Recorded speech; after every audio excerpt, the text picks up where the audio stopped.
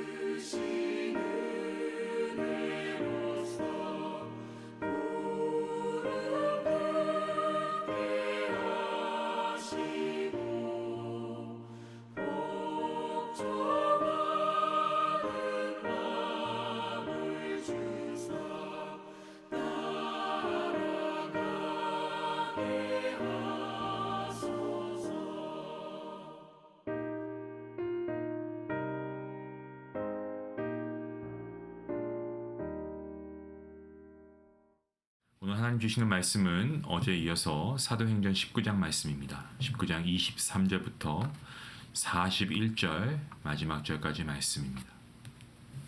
좀 긴 말씀입니다만 우리가 항상 그래왔듯이 함께 말씀을 읽도록 하겠습니다. 23절 말씀부터 함께 봅니다.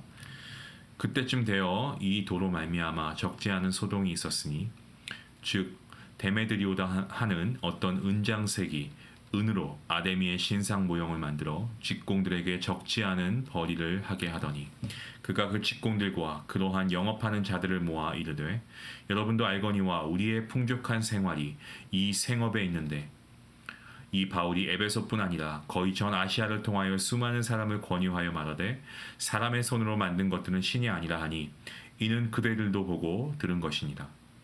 우리의 이 영업이 천하여질 위험이 있을 뿐 아니라 큰 여신 아데미의 신전도 무시당하게 되고 온 아시아와 천하가 위하는 그의 위엄도 떨어질까 하노라 하더라.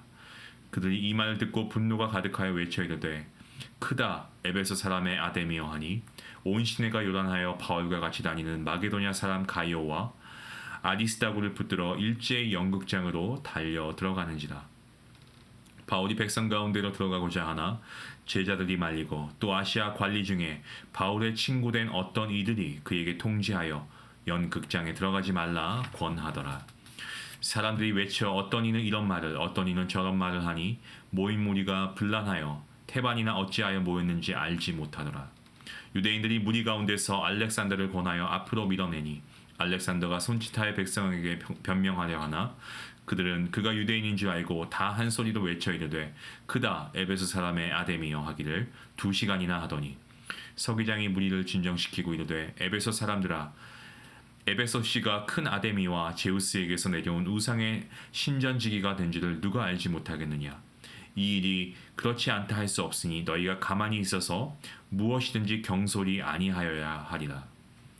신전의 물건을 도둑질하지도 아니하였고 우리 여신을 비방하지도 아니한 이 사람들을 너희가 붙잡아 왔으니 만일 데메드리오와 그와 함께 있는 직공들이 누구에게 고발할 것이 있으면 재판 날도 있고 총독들도 있으니 피차 고소할 것이요 만일 그 외에 무엇을 원하면 정식으로 민회에서 결정할지라.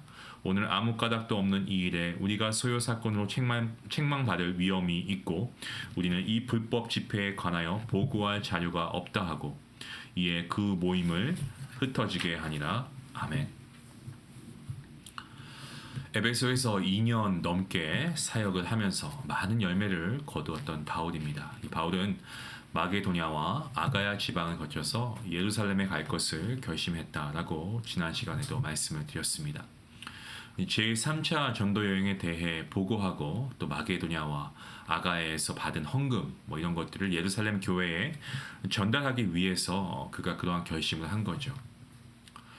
바울은 또한 이 전도 여행을 머릿속에 그리고 있었는데 왜냐하면 그것은 로마를 보는 그의 어떤 마음가짐, 그의 생각 때문에 그랬죠. 그가 로마를 가길 원했습니다. 바울이 로마를 가고자 했던 이유는 스페인까지 가려고 했기 때문에 그런 겁니다. 왜 스페인이냐? 이유가 있습니다. 당시 스페인은요, 그 당시에 살아가는 사람들에게 있어서 땅끝이라고 여겨졌습니다. 예수님께서 주신 지상 최대의 명령, 마태복음에 있는 말씀이죠. 28장에 나와 있는 말씀인데 우리가 알고 있는 것처럼 땅끝까지 복음을 전해야 한다. 이 주님의 명령인데요. 바울은 스페인까지 복음을 전하는 것이 이러한 주님의 명령을 그가 따르는 것이다라고 이해했습니다. 바울의 모든 관심사는요. 오직 하나님 나라였습니다. 그 어떠한 가치도 하나님 위에 존재하지도 않았고 하나님 외에는 관심사가 아예 없었습니다. 성도 여러분, 우리가 하나님의 은혜를 깊이 체험하는 그런 시간들이 우리가 있죠. 지금도 그렇습니다만 어떻습니까? 우리가 하나님의 은혜를 깊이 체험할수록 하나님 이외의 다른 가치들은 상대적으로 작아지게 됩니다. 우리의 심령은 하나님의 은혜가 체험되어질수록 그렇죠? 빈 공간이 없어요. 하나님의 은혜로 가득 차게 되니까요. 하나님의 은혜가 깊이 체험되어질수록 어떤 우리가 가지고 있는 다른 것들, 이 세상의 것들은 그만큼 비중이 점점 없어집니다. 왜냐하면 하나님의 은혜만으로 족하거든요. 하나님의 은혜가 느껴지고 체험되는 어떤 그러한 크기가 우리 안에 존재하는 하나님의 크기를 결정한다라는 것을 제가 말씀드리기 위해서 설명을 드린 겁니다. 그러니까 우리 안에 하나님이 커지지 않으면 우리는 세상에 온통 잡다한 것들로 가득 찰 수밖에 없습니다. 뭐 세상의 걱정들이 다 그런 것들이죠. 근데 이러한 것들은 우리로 하여금 걱정하기만 하고, 그리고 뭐 때론 어떨 때는 우리가 세상의 것들로 인해서 잠깐 동안 기쁨을 누릴 때가 있습니다. 아, 행복해라고 할 수 있죠. 근데 여러분, 영원한 것은 아무것도 없지 않습니까? 이러한 세상의 잡동사니들, 우리에게 행복과 기쁨 잠깐 줄 수 있는지 모르겠지만 그조차 온전하지 않고요. 그리고 오래가지 않습니다. 이러한 모든 세상의 것들 우리에게는 고통과 번민만을 안겨줄 뿐입니다. 저는 오늘 이 본문 말씀을 통해서 간절히 기도하는 것은 우리 성도님들이 정말 하나님을 여러분의 마음의 주인으로 모시고 정말 우리 심령을 하나님 한 분으로 가득 채울 수 있는 그런 귀한 은혜가 있기를 먼저 주님의 이름으로 축원합니다. 본문으로 돌아가겠습니다. 이 바울이 에베소에서 사역을 하는 동안에 하나님께서는 놀라운 권능을 베푸셨죠. 병이 치유가 되고 악귀가 물러나고 능력이 베풀어지는데 이것으로 말미암아 하나님께 많은 이들이 돌아가게 되는 역사가 일어납니다. 어떤 마술가들은 그 권능을 흉내내기 위해서 예수의 이름을 주문처럼 사용하기도 했다라고 어제 본문에서 말씀드렸습니다. 그리고 스게와의 7 아들들 그런 짓을 하다가 악귀에게 혼쭐나고 이 벌거벗은 채 도망을 쳐야 했던 사건도 우리는 기억합니다. 그 사건을 계기로 마술사들 주님께 돌아오는 역사가 있었죠. 그래서 은 5만이나 되는 정말 어마어마한 금액의 그들이 소유하고 있었던 모든 것들을 다 파기시키고 불살라버립니다. 하나님의 역사하심이죠. 하나님께로 돌이킨 사람들은 더 이상 우상을 섬기지 않았습니다. 그리고 그 결과 우상의 신상을 만들어 파는 사람들에게는 당연히 타격이 갔겠죠. 그들의 생활이 달려있는 부분이기 때문에, 생계가 달려있는 부분이기 때문에 아마 그들은 그저 잠잠히 있으려고 하지 않았던 것 같습니다. 우상 사업을 하는 인물 중에 오늘 본문을 보시면 데메드리오라고 하는 인물이 나옵니다. 그는 은신상을 만들어서 파는 어떤 그런 회사라고 해야 되겠죠. 그런 회사를 운영하고 있었고요. 많은 직공들이 그를 통해서 풍요를 누리고 있었습니다. 그런데 그러한 풍요가 이제 바울을 통한 이 복음이 선포되면서 기독교가 흥황하면서부터 위기에 정착하게 되는 거죠. 그래서 이 데메드리오라고 하는 인물은 이러한 상황에 자기뿐만 아니라 자기 직공들, 우상 제작업에 종사하는 이 모든 사람들을 마음을 격동시킵니다. 그래서 이게 바울 때문에 이렇게 된 거다라고 하고 바울을 잡으려고 했죠. 그래서 오늘 보면은 그 신전이 하나 등장하고 있죠. 본문에 아데미 신전인데 이 에베소의 아데미 신전은 그 당시에 세계 7대 불가사리 중에 하나였다고 합니다. 그만큼 규모가 웅장하고 화려했는데요. 이 아데미 신상은 하늘에서 떨어진 것으로 알려져 있습니다. 아마도 뭐 하늘에서 운석 같은 것이 떨어졌는데 그 모양이 여신상의 모양을 하고 있었던 것으로 보입니다. 그리고 그 여신상은 여성 신체, 아이 모유수를 할 때 여인의 가슴이 있지 않습니까? 그런 가슴이 하나가 아니고 여러 개가 달려 있었더라고 해요. 그래서 어떤 풍요의 상징으로 그렇게 그들이 우상으로 섬겼던 그러한 존재였습니다. 그러니까 이 우상을 숭배하는 사람들 입장에서는 그들에게 많은 자녀와 어떤 젖을 주는 그러한 존재로 숭상한 거죠. 자녀와 젖은 열매와 풍요를 상징했습니다.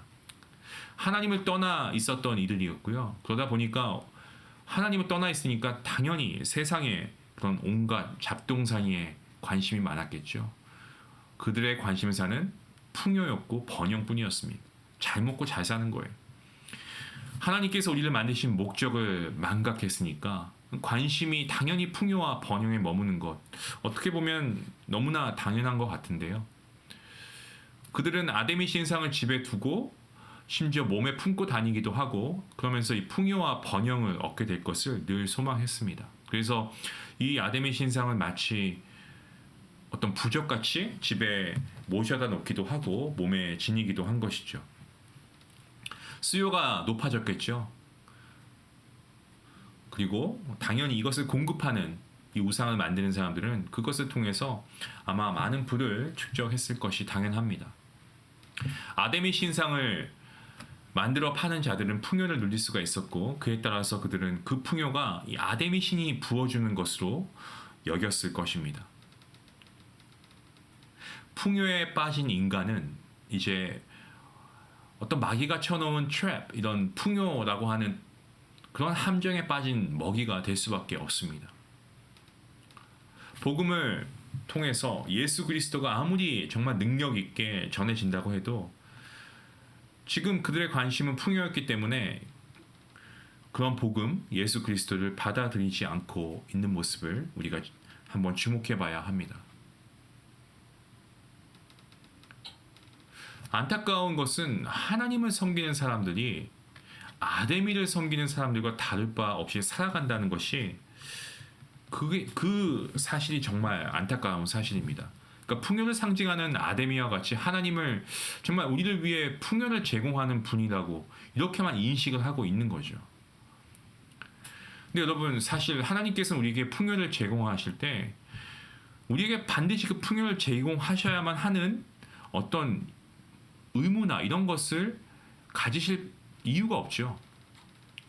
하나님은 어떻습니까? 말씀으로 온 우주 만물 이 피조 세계를 창조하셨고 만드셨고 그 모든 것들을 사람들을 위해 베풀어 주신 분이 우리 하나님 아닙니까? 여러분 지금 여러분이 뭐 낮 시간이면 태양일 것이고 밤 시간이면은 달과 별이 될 수 있는데요. 여러분 이러한 모든 것들 하나님을 믿는 하나님의 은혜로 구원받은 하나님의 자녀에게만 주는 혜택이 아니지 않습니까? 모든 인간이 누릴 수 있게 하신 거죠. 공기도 그렇고요. 꽃, 나무, 이 모든 것들 다 함께 누릴 수 있게 하나님께서 베풀어 주신 겁니다.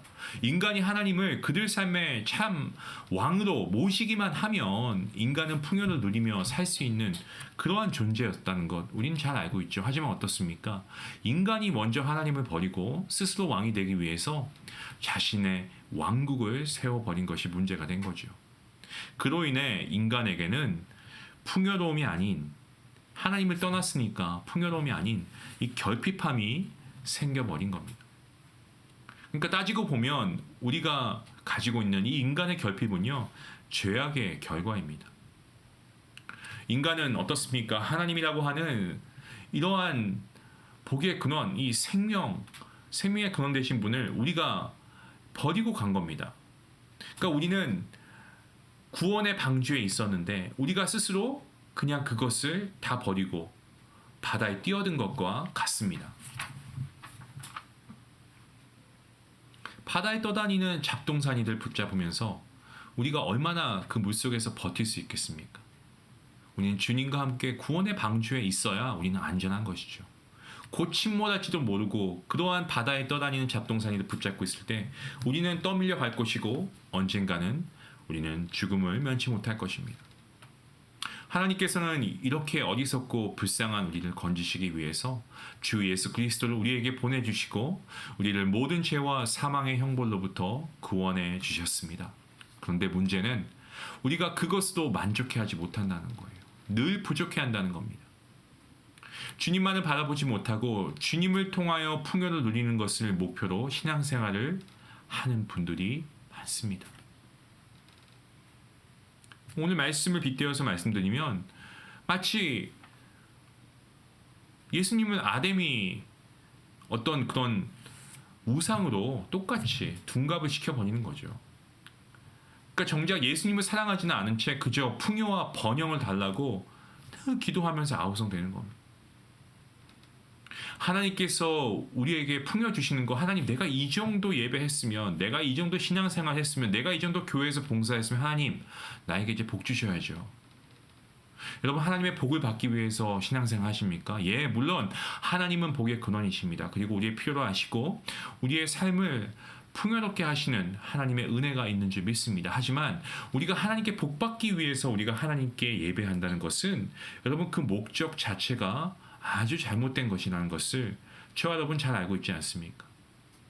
그런데 우리가 알면서도 때론 우리가 하나님께서 우리에게 풍요를 주시는 분이시다라는 것을 당연하게 생각하는 거죠. 한번 이렇게 생각해 보시기 바랍니다. 여러분, 사실 하나님을 떠난 것은 하나님 자신이 아니고 우리입니다. 때문에 하나님의 풍요에서도 우리는 떠난 거죠. 죄의 결과라고 제가 말씀드렸습니다. 정말 우리가 구원받았다라고 했을 때, 우리가 하나님의 자녀가 되었다라고 했을 때, 그것은 우리의 의가 아니고 우리의 노력이 아니고 우리의 어떠한 내세울 부분이 있어서가 아닙니다. 전적인 하나님의 은혜입니다. 이 전적인 하나님의 은혜로 하나님의 자녀가 된 후에도 여러분, 이러한 원칙은 그대로 적용이 되는 거예요. 하나님께서는 예수 그리스도를 내어주시고 영원한 것들을 바라보게 하신 것으로 모든 할 일 하신 겁니다. 우리에게 영생에 정말 귀한 선물 주시지 않았습니까? 하나님의 자녀인 우리가 기억해야 할 것이 있는데, 그것은 죄와 죽음의 바다에서 건져 올려져 영원한 복락을 누리게 된 사실, 이겁니다. 이 사실 하나로 하나님을 우리가 송축하고 경배해야 하는 이유는 너무나 분명합니다. 아니 여러분, 죽음의 바다에서 생사의 갈림길에서 우리를 건져 주셨는데 감사는 하지 않고 이거 부족하다고 적어 달라고 하고,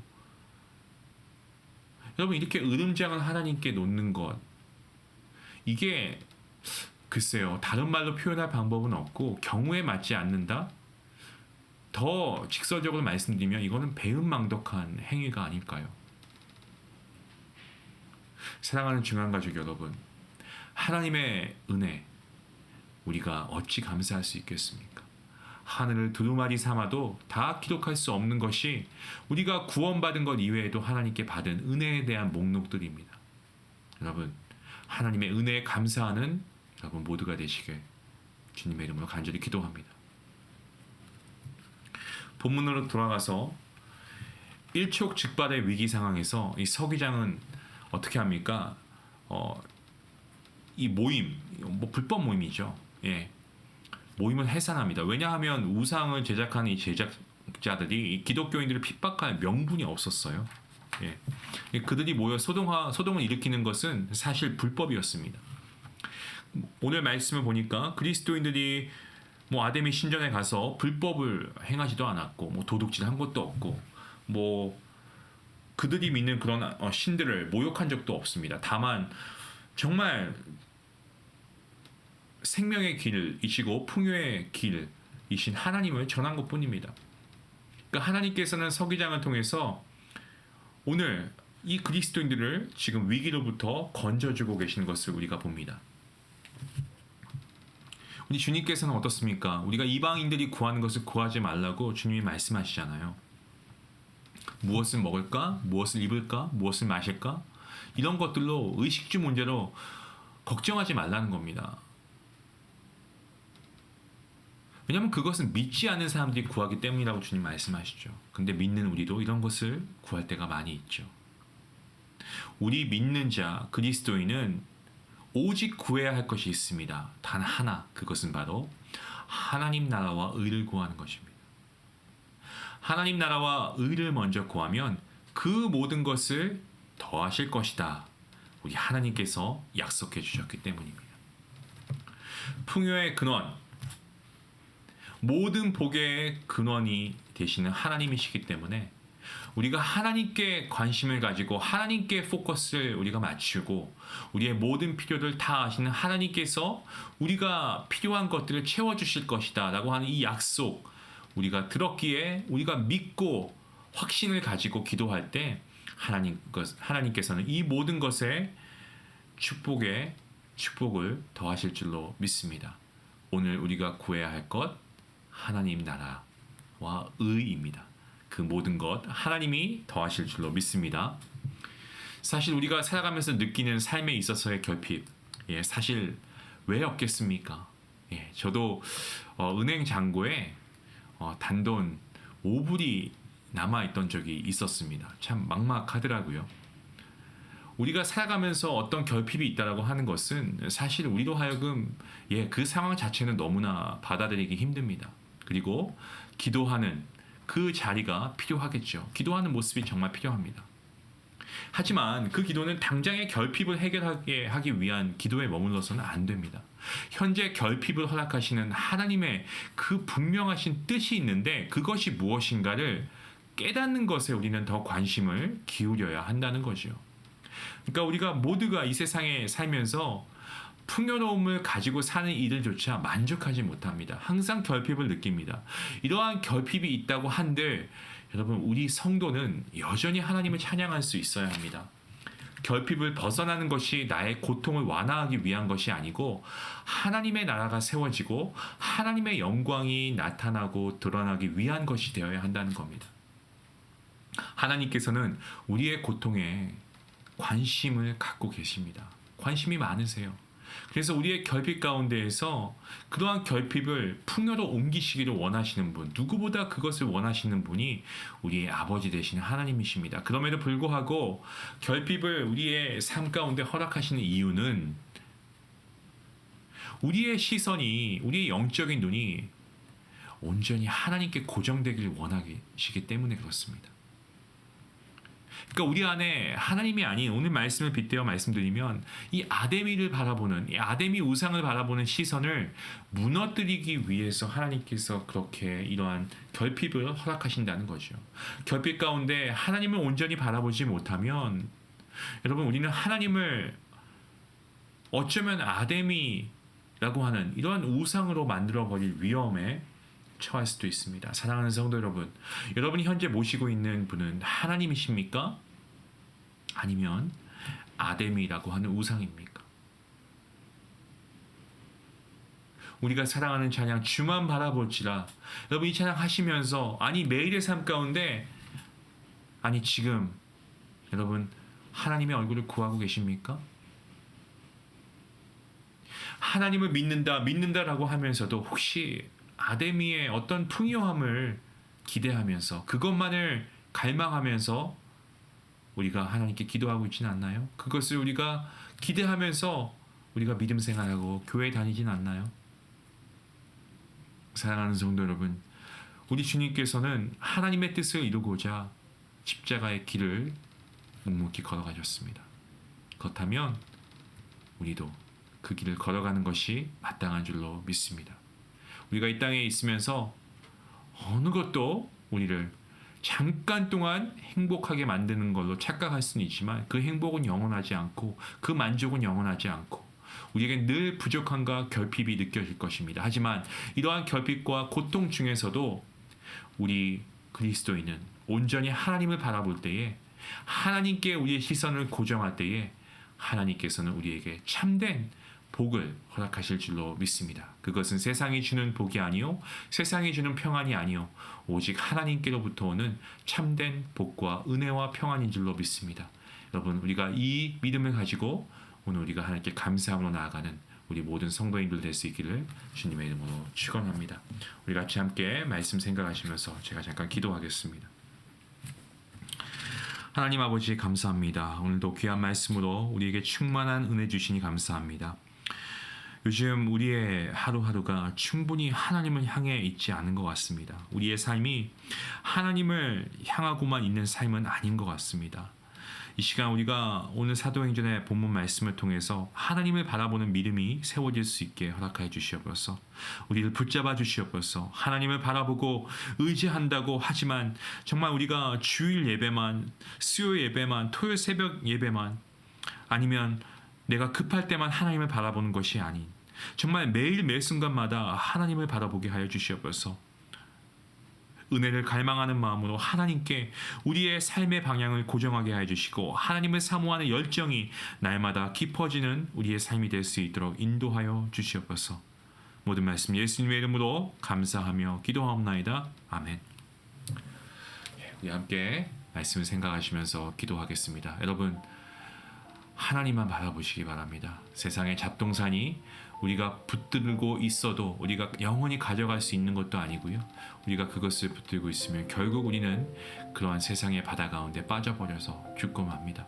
우리의 영혼이 죽어버리고 맙니다. 여러분, 지금이라도 늦지 않았습니다. 이 말씀을 들으신 분들 하나님께 돌아오시고 하나님의 말씀의 바다에 헤엄칠 수 있는 은혜가 있기를 원합니다. 그리고 하나님의 얼굴을 구하십시오. 하나님만이 우리의 참된 구원자이시고 참된 왕이시고 참된 하나님이신 줄 믿습니다. 온전히 하나님을 바라보는 시선을 갖게 해달라고 우리 같이 함께 기도하겠습니다.